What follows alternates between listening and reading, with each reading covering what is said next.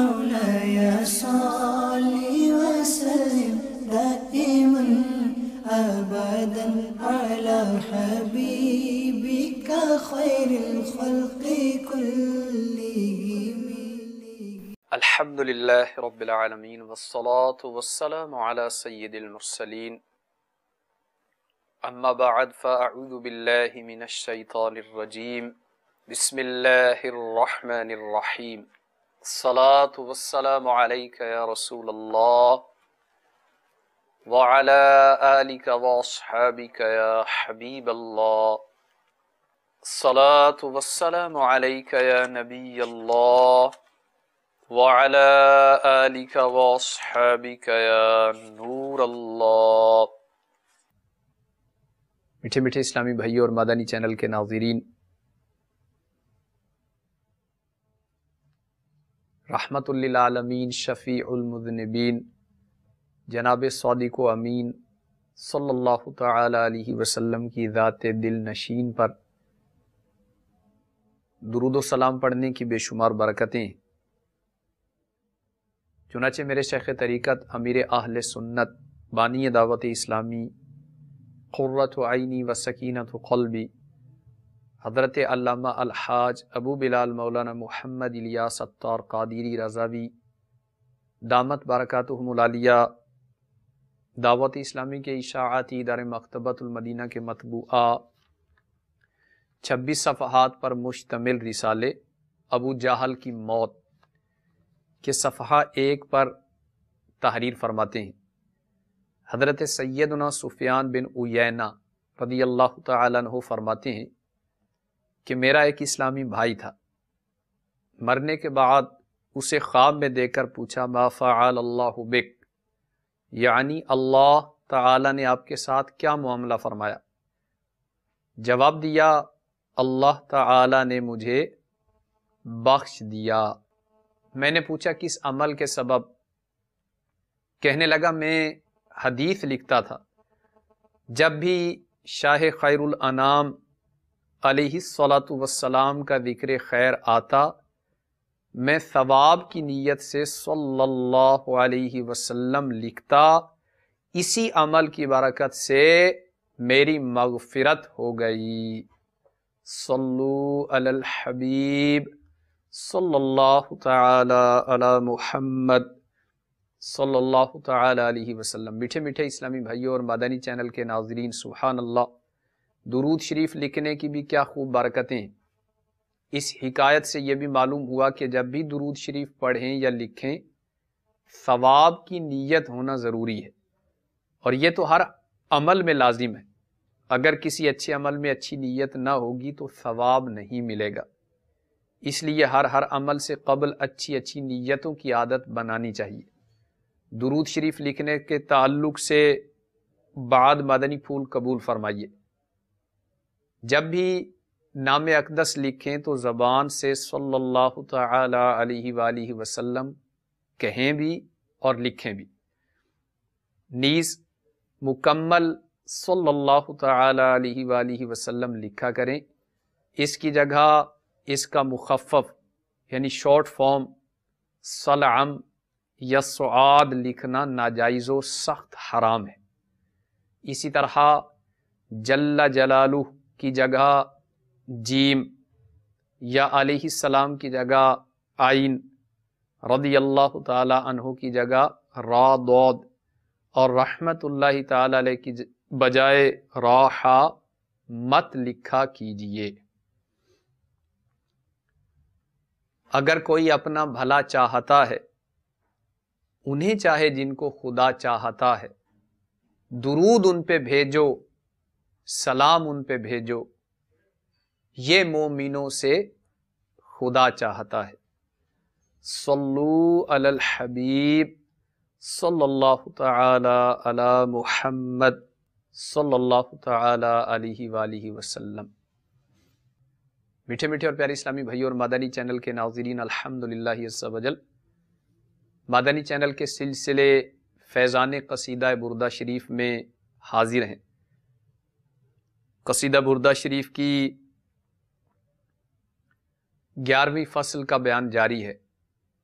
یہ 11ویں فصل غزوات مصطفیٰ صلی اللہ تعالی علیہ وسلم کے بیان میں ہے، اور اس کا یہ شعر فصل حنینن وصل بدرم وصل احدا فصول حتف لہم ادھا من الوخمی، اس سے ہم برکتیں حاصل کر رہے ہیں۔ قصیدہ بردہ شریف کا یہ 128واں شعر ہے، جس میں پیارے آقا صلی اللہ تعالی علیہ وسلم کے 3 غزوات، غزوہ حنین، غزوہ بدر اور غزوہ احد کا تذکرہ ہے۔ میٹھے میٹھے اور پیارے اسلامی بھائی اور مدنی چینل کے ناظرین، غزوہ بدر کے بارے میں میرے شیخ طریقت امیر اہل سنت دامت برکاتہم العالیہ اپنے رسالے ابو جہل کی موت صفحہ 11 اور 12 پہ فرماتے ہیں کہ غزوہ بدر کا واقعہ 17 رمضان المبارک 2 ہجری مقام بدر میں پیش آیا۔ اس میں مسلمانوں کی تعداد بہت کم، یعنی صرف 313 تھی۔ ان کے پاس صرف 2 گھوڑے، 70 اونٹ، شکستہ کمانیں، ٹوٹے پھوٹے نیزے اور پرانی تلواریں تھیں، مگر ان کا جذبہ ایمانی بے مثال تھا۔ انہیں سامان جنگ پر نہیں، اللہ اور اس کے رسول عز و جل و صلی اللہ تعالی علیہ وسلم پر بھروسہ تھا۔ ایک طرف مسلمانوں کی بے سر و سامانی کا یہ عالم تھا، تو دوسری طرف دشمنان خدا و مصطفیٰ کی تعداد 1000 ہے۔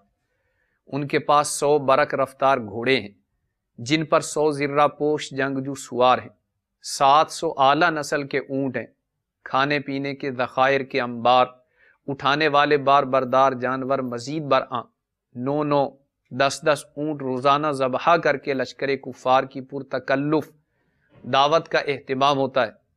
ہر شب بزم عیش و نشاط برپا کی جاتی ہے، جس میں شراب کے جام لنڈھائے جاتے ہیں، خوبصورت کنیزیں اپنے ناچ اور سحر انگیز نغمات سے ان کی آتش غیظ و غضب بھڑکاتی رہتی ہیں۔ اس کے باوجود غلامان مصطفیٰ کے چہروں پر تسکین و اطمینان کا نور برس رہا ہے، ان کے دلوں میں ایمان و یقین کی شمع فروزاں ہے۔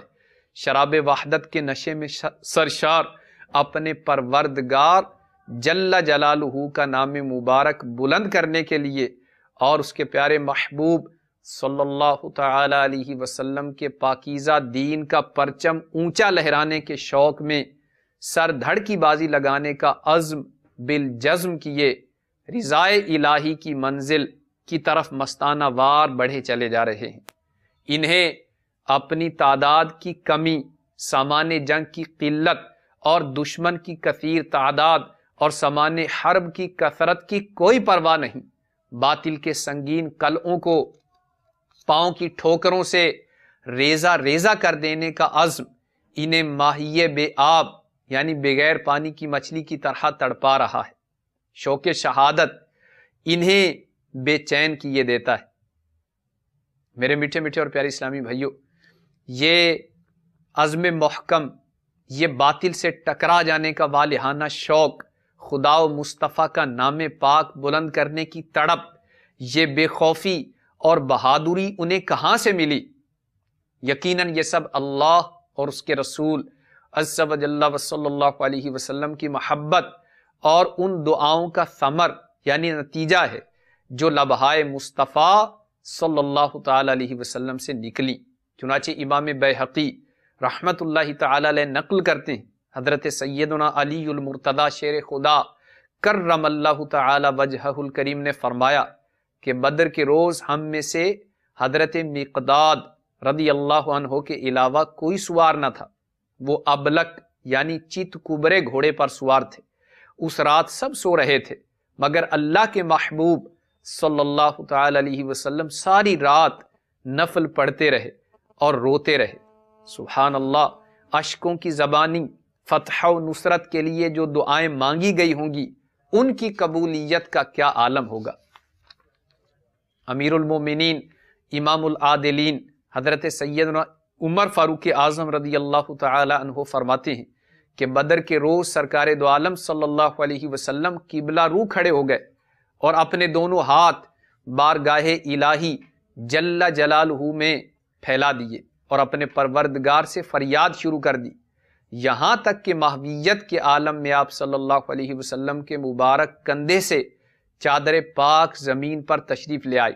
سیدنا صدیق اکبر رضی اللہ تعالی عنہ تیزی سے آئے اور چادر شریف اٹھا کر سلطان بحر و بر صلی اللہ تعالی علیہ وسلم کے مبارک کندھے پر ڈال دی، پھر والہانہ انداز میں پیچھے سے سرکار مدینہ صلی اللہ علیہ وسلم کو سینے سے لگا لیا اور عرض کی، آقا آپ کی اپنے رب سے یہ دعا کافی ہے، یقیناً اللہ تبارک و تعالی اپنا عہد پورا فرمائے گا۔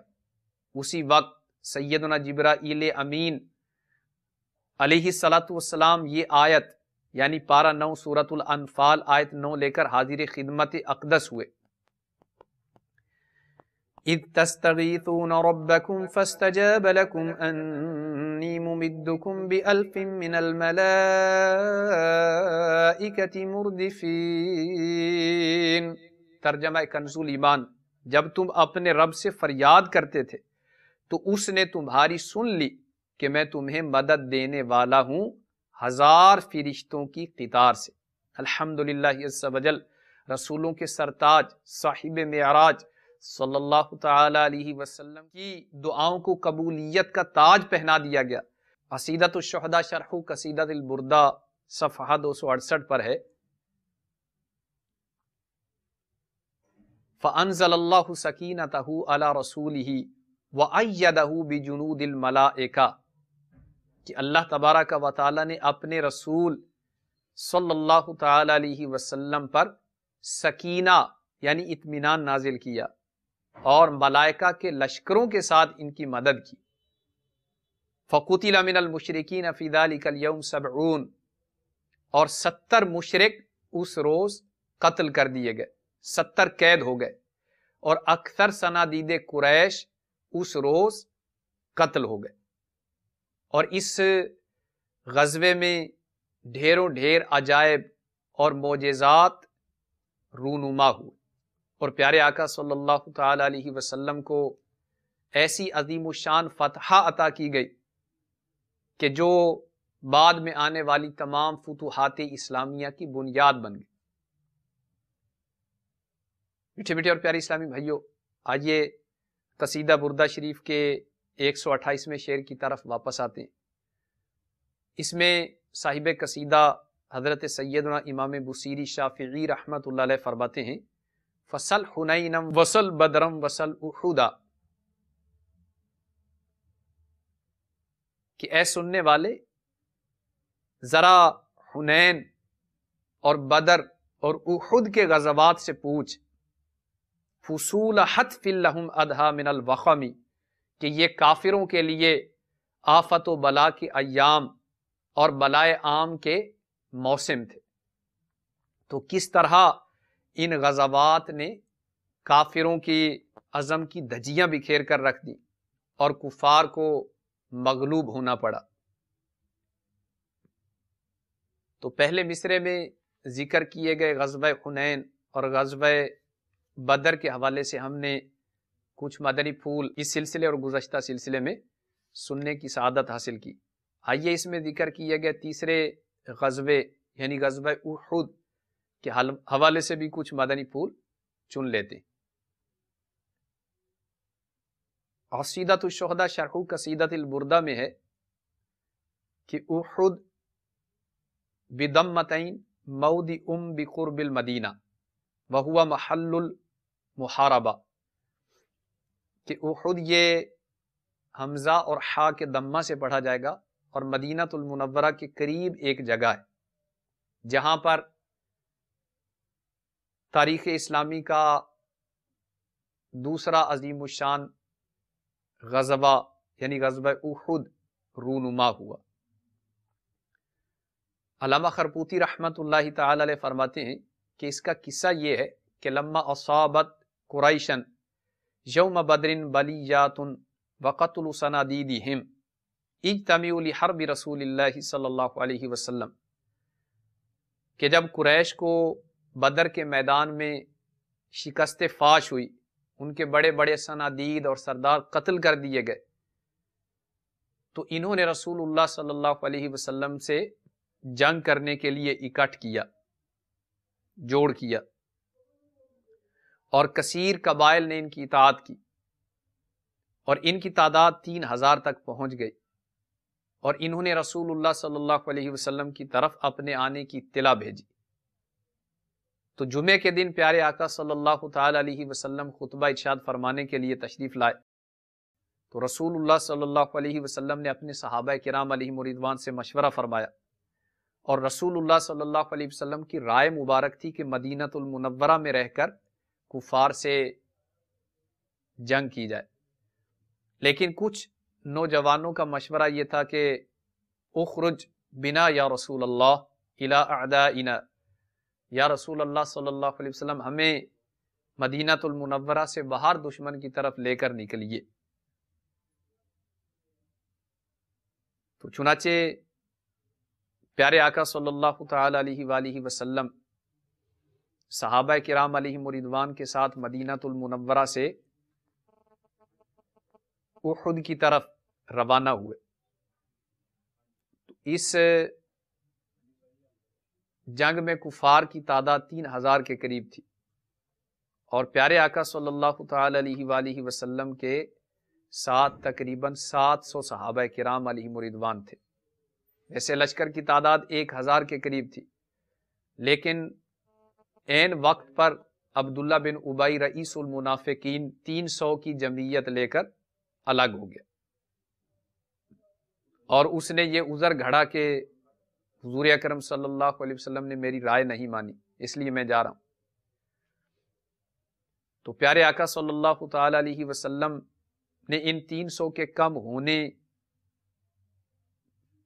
کی مطلقاً پرواہ نہیں فرمائی، اور بقیہ 700 صحابہ کرام جو رہ گئے تھے، جن میں 100 کے قریب زرہ پوش بھی تھے، ان کو لے کر مدینہ المنورہ سے باہر تشریف لائے اور فوج کا جائزہ لیا۔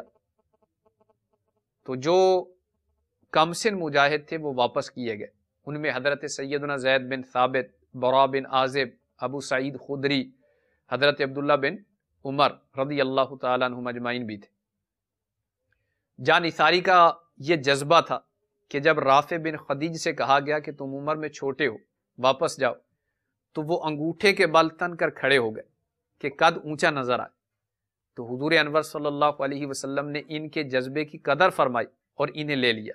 سامورا ایک نوجوان تھے اور رافع بن خدیج کے ہمسن، انہوں نے عرض کی کہ یا رسول اللہ صلی اللہ علیہ وسلم، میں رافع کو پچھاڑ سکتا ہوں، اس لیے اگر انہیں اجازت ملی ہے تو مجھے بھی اجازت ملنی چاہیے۔ مختصر یہ کہ انہیں بھی اجازت مل گئی۔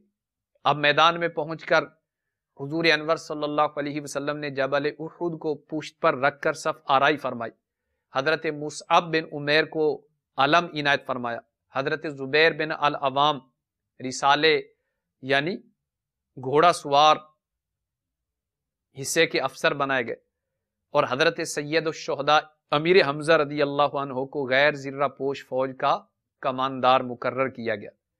پشت کی طرف سے دشمن کے آنے کا احتمال تھا، تو وہاں 50 تیر اندازوں کا ایک دستہ متعین کیا گیا، اور ان کو حکم دیا گیا کہ لڑائی میں فتح ہو جائے یا نہ ہو، وہ ہر صورت اپنی جگہ سے نہ ہٹیں۔ حضرت عبداللہ بن جبیر رضی اللہ تعالیٰ عنہ ان تیر اندازوں کے افسر مقرر ہوئے۔ قریش کو بدر میں تجربہ ہو چکا تھا، اس لیے انہوں نے نہایت ترتیب سے صف آرائی کی۔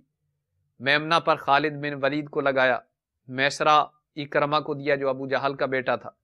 سواروں کا دستہ صفوان بن امیہ کی کمان میں تھا، تیر اندازوں کے دستے الگ تھے، اس کا افسر عبداللہ بن ابی ربیعہ تھا۔ علمبردار طلحہ کو بنایا۔ 200 گھوڑے کوتل یعنی بالکل سپیر رکاب میں تھے، جو بر وقت ضرورت کام میں لانے کو رکھے گئے تھے۔ سب سے پہلے طبل جنگ بجانے کے بجائے خواتین قریش کا ایک گروہ دف پر یہ اشعار گاتا ہوا چلا، اور اس میں بدر کے مقتولین کا ماتم تھا۔ نحن بنات طارق نمشی علی النمارق ان تقتلوا نعانق او تدبرو نفارق، کہ ہم آسمان کے تاروں کی بیٹیاں قالینوں پر چلنے والیاں ہیں، اگر تم بڑھ کر لڑو گے تو ہم تم سے گلے ملیں گے، اور پیچھے قدم ہٹایا تو تم سے الگ ہو جائیں گے۔ تو اس طرح کا یہ شعر پڑھا گیا کفار کی عورتوں کی طرف سے۔ اس کے بعد لڑائی کا آغاز ہوا، حتیٰ کہ قریش کا علمبردار طلحہ صف سے نکل کر پکارا، مسلمانوں تم میں سے کوئی ہے کہ مجھے جہنم میں پہنچائے یا میرے ہاتھوں بہشت میں پہنچے؟ تو علی المرتضی شیر خدا کرم اللہ تعالی وجہہ الکریم صف سے نکلے اور فرمایا کہ میں ہوں، اور تلوار جو ماری تو طلحہ کی لاش زمین پر تھی۔ عثمان یہ طلحہ کا بھائی تھا، اس نے جب طلحہ کی یہ حالت دیکھی تو اس کے پیچھے پیچھے وہ بھی لڑنے کے لیے تیار ہوا۔ حضرت علی المرتضی شیر خدا کرم اللہ تعالی وجہہ الکریم پر یہ جھپٹا، اور اس نے یہ رجزیہ شعر پڑھا، علمبردار کا فرض ہے کہ نیزہ خون میں رنگ دے یا خود ٹکرا کر ٹوٹ جائے، کہ اس کے مقابل کو یعنی اس کے مقابلہ کرنے کو حضرت سید الشہداء امیر حمزہ رضی اللہ تعالیٰ عنہ نکلے، اور اس کے شانے پر ایسی تلوار ماری کہ کمر تک اتر آئی، اور ساتھ ہی ان کی زبان سے نکلا، یعنی حضرت امیر حمزہ رضی اللہ تعالیٰ عنہ کی زبان سے، کہ میں ساقی حجاج، حاجیوں کو پانی پلانے والے کا بیٹا ہوں۔ اس کے بعد عام جنگ شروع ہو گئی، اور حضرت حمزہ، حضرت علی، حضرت ابو دجانہ یہ کفار کی فوجوں میں گھس گئے اور صفوں کی صفیں صاف کر دی۔ حضرت ابو دجانہ عرب کے مشہور پہلوان تھے۔ سرکار دو عالم صلی اللہ علیہ وسلم نے دستے مبارک میں تلوار لے کر فرمایا، اس تلوار کا حق کون ادا کرتا ہے؟ اس سعادت کے لیے بہت سے ہاتھ بڑھے، مگر یہ فخر، یہ اعزاز حضرت ابو دجانہ رضی اللہ تعالیٰ عنہ کے نصیب میں تھا۔ حتیٰ کہ کفار یہ مسلمانوں کے حملے کی تاب نہ لاتے ہوئے وہاں سے بھاگ کھڑے ہوئے۔ اب مسلمانوں نے جب یہ سمجھا کہ فتح نصیب ہو گئی ہے تو لوگ مال غنیمت اکٹھا کرنے کے لیے میدان کی طرف آ گئے، اور بہت سارے وہ تیر انداز کہ جن کو پیارے آقا صلی اللہ تعالی علیہ وسلم نے اس گھاٹی میں مقرر فرمایا تھا، حضرت عبداللہ بن جبیر کے رضی اللہ تعالیٰ منع کرنے کے باوجود وہاں سے بھی کئی لوگ مال غنیمت اکٹھا کرنے کے لیے میدان میں آ گئے۔ نتیجتاً خالد بن ولید جو ابھی مسلمان نہیں ہوئے تھے، انہوں نے اس درے کے اوپر سے ہو کر مسلمانوں کے عقب سے مسلمانوں پر حملہ کیا، یہاں تک کہ اس لڑائی کا پانسا پلٹ گیا، اور تقریباً 70 صحابہ کرام علیہم رضوان اس حملے میں شہید ہو گئے۔ پیارے آقا صلی اللہ تعالی علیہ وآلہ وسلم میدان جنگ میں موجود تھے۔ ایک بہادر مسلمان ایک طرف کھڑا کھجوریں کھا رہا تھا، اس نے کچھ سوچا اور بڑھ کر پوچھا کہ یا رسول اللہ، اگر میں مارا گیا تو کہاں ہوں گا؟ سرکار دو عالم صلی اللہ علیہ وسلم نے فرمایا جنت میں۔ اس بشارت سے بے خود ہو کر وہ کفار پر ٹوٹ پڑا، بہت سے کفار کو واصل جہنم کیا اور پھر شہید ہو گئے۔ صحیح مسلم شریف کے باب غزوہ احد میں ہے کہ 7 انصار تھے، اور 7 نے باری باری اپنی جانیں سرکار دو عالم صلی اللہ تعالی علیہ وسلم پر قربان کر دی۔ حضرت ابو دجانہ حضور اکرم صلی اللہ علیہ وسلم کی سپر بن گئے، اب جو تیر آتے تھے آپ کی پشت پر آتے تھے، اور حضرت طلحہ نے ہاتھوں سے تلواروں کو روکا، یہاں تک کہ آپ کا ہاتھ مبارک شل ہو گیا۔ اللہ اللہ، کیا شان رحمت تھی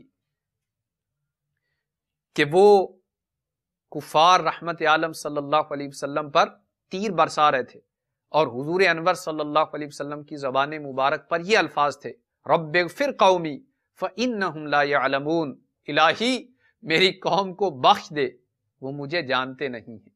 حضرت ابو طلحہ انصاری رضی اللہ تعالیٰ عنہ، جو کہ حضرت انس رضی اللہ تعالیٰ عنہ کے سوتیلے والد، یہ مشہور تیر انداز تھے، اور آپ نے اس قدر تیر برسائے کہ 7 کمانیں آپ کے ہاتھ میں ٹوٹ گئیں۔ انہوں نے ڈھال سے حضور انور صلی اللہ علیہ وسلم کے چہرے انور کی اوٹ کر رکھی تھی۔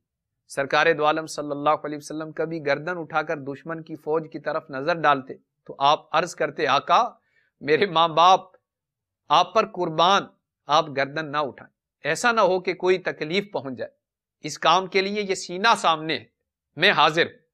حضرت سعد بن ابی وقاص رضی اللہ تعالیٰ عنہ بھی مشہور تیر انداز تھے، اس وقت حضور انور صلی اللہ علیہ وسلم کی رکاب میں حاضر تھے۔ سرکار نے اپنا ترکش دیا اور فرمایا، ارمی یا سعد بی ابی انت و امی، اے سعد ان پر تیر برساؤ، میرے ماں باپ تم پر قربان ہو جائیں۔ اللہ اللہ اللہ، حضرت سعد رضی اللہ تعالیٰ عنہ کی قسمت کہ پیارے آقا صلی اللہ تعالیٰ علیہ وسلم نے ان سے فرمایا کہ صحابہ تو حضور سے کہتے تھے کہ ہمارے ماں باپ آپ پر قربان ہو جائیں، یا رسول اللہ میرے ماں باپ آپ پر قربان ہو جائیں، اور آقا صلی اللہ علیہ وسلم نے حضرت سعد کو یہ اعزاز بخشا، ان کو فرمایا ارمی یا سعد بی ابی انت و امی، اے سعد ان پر تیر برساؤ، میرے ماں باپ تم پر قربان ہو جائیں۔ میرے میٹھے میٹھے اور پیارے اسلامی بھائیوں، صحابہ کرام علیہم رضوان کی یہ بے مثل جانثاری، تاریخ اسلام میں اس طرح کا کوئی منظر ہمیں نظر نہیں آئے گا کہ اس قدر جانثاری کا مظاہرہ کیا گیا ہو۔ پیارے آقا صلی اللہ تعالی علیہ وسلم کے قدموں پر کئی صحابہ قربان ہو گئے۔ تو لوگوں میں یہ خبر پہنچی کہ پیارے آقا صلی اللہ تعالی علیہ وسلم شہید ہو گئے، تو اب انصار میں سے ایک عفیفہ، ان کے بھائی، باپ، شوہر سب اس مارکے میں شہید ہو گئے تھے۔ یہ پیارے آقا صلی اللہ علیہ وسلم کی خبر پانے کے لیے مدینہ المنورہ سے نکلی۔ کسی نے بتایا کہ آپ کے بھائی شہید ہو گئے۔ انہوں نے فرمایا کہ مجھے بتاؤ اللہ کے رسول کیسے ہیں؟ تو انہوں نے بتایا کہ حضور خیریت سے ہیں۔ پھر کسی نے کہا کہ تمہارے والد شہید ہو گئے۔ کہنے لگی کہ مجھے بتاؤ اللہ کے رسول کیسے ہیں؟ کسی نے بتایا تمہارے شوہر شہید ہو گئے۔ پوچھا یہ بتاؤ کہ اللہ کے رسول کیسے ہیں صلی اللہ تعالی علیہ وسلم؟ اور جب یہ کہا گیا کہ اللہ کے رسول صلی اللہ علیہ وسلم خیریت سے ہیں، تو یہ کہنے لگی کہ جب تک اپنی آنکھوں سے دیکھ نہ لوں قرار نہیں پاؤں گی۔ چنانچہ یہ بارگاہ رسالت میں حاضر ہوئی۔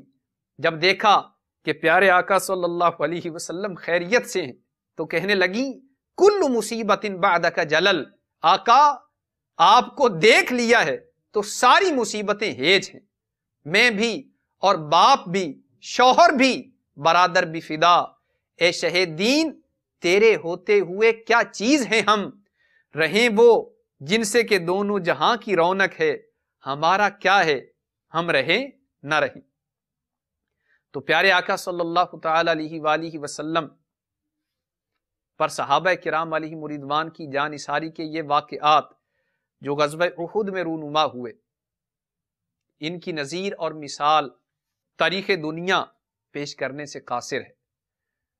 تو غزوہ احد میں صحابہ کرام علیہم رضوان نے جس طرح بے مثل جانثاری کا مظاہرہ کیا، اے کاش ان کے صدقے ہمیں بھی پیارے آقا صلی اللہ تعالی علیہ وآلہ وسلم کے دین کی خاطر خوب کوشش کرنے کا جذبہ مل جائے۔ الحمدللہ عز و جل تبلیغ قرآن و سنت کی عالمگیر غیر سیاسی تحریک دعوت اسلامی، جو کہ احیاء سنت کی عالمگیر تحریک ہے، اس کی یہی کوشش ہے کہ مسلمان پیارے آقا صلی اللہ علیہ وسلم کی سنتوں کے عامل بن جائیں، بگڑے ہوئے سدھر جائیں، فاسق نیکی اور تقوی و پرہیزگاری کی خیرات پالیں۔ تو دعوت اسلامی کے پیارے پیارے مدنی ماحول نے کیسے کیسوں کو سنوارا ہے۔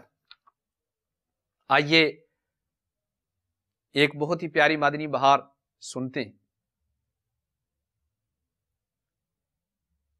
ایشیا کی سب سے بڑی کچی آبادی اورنگی ٹاؤن باب المدینہ کراچی میں مقیم اسلامی بھائی کے مکتوب کا خلاصہ ہے کہ دعوت اسلامی کے مدنی ماحول میں آنے سے قبل میں نیکیوں سے کوسوں دور گناہوں کی وادیوں میں محصور تھا۔ خواہشات نفسانی کی تکمیل گویا میرا مقصد حیات بن چکا تھا۔ فحش فلمیں ڈرامے دیکھنے کے ساتھ ساتھ طرح طرح کی دیگر برائیوں کی نحوستوں کا بھی شکار تھا۔